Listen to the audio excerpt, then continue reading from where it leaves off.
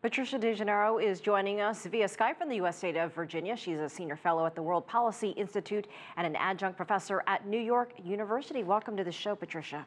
Hi, thank you very much. Why are we seeing this particular bomb used now, just 1 week after the U.S. struck an airbase in Syria? Talk to us about the timing of all of this.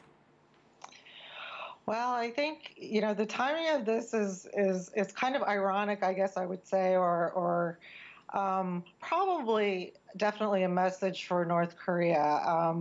I know that it's a weapon that's been tested several times, but it's never really been deployed. So perhaps they, thought about this would be a good time and to get control over most of the rebels in that part. The only question I would have is that a lot of ISIS fighters were working in the province above Nangarhar. So that to me was a little troubling. But, it's hard to tell when you don't see the coordinates and exactly what's happening with the Air Force and you're not on the ground. Right. I mean, do you think it perhaps missed its mark? Because, when you think of Afghanistan, you don't really think of ISIL as you do in other locations. You usually associate Afghanistan with the Taliban. So what really could be going on here? Well, ISIS fighters have been moving all over and dispersing because of the events that are happening within Syria and Iraq.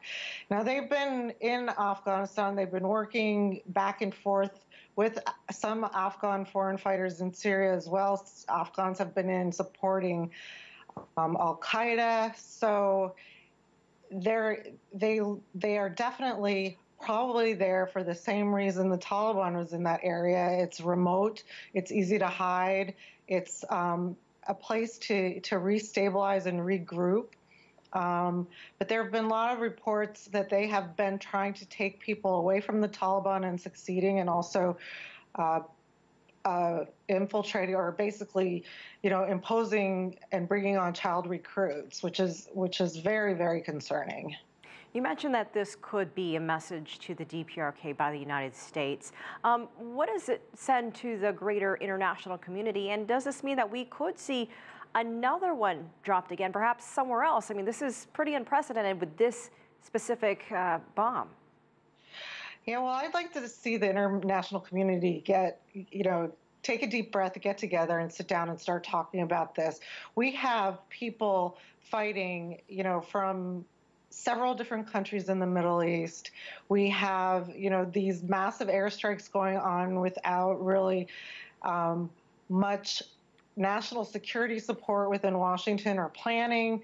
Nobody, a lot of people in the security establishment really don't know why these decisions are being made or how they're being made, or even if there's a plan or greater strategy after them. It seems like this is very ad hoc. With Donald Trump, I'm not sure that that's absolutely true. But it's concerning to me because I think if you see these kinds of actions happening, particularly the one in Syria, other nations are going to feel that they can break international law and also hit sovereign countries at their will. And so I think we all need to take a deep breath and think about this a little bit and get more rational. All right, Patricia DeGenarro, thank you so much for joining us from Virginia.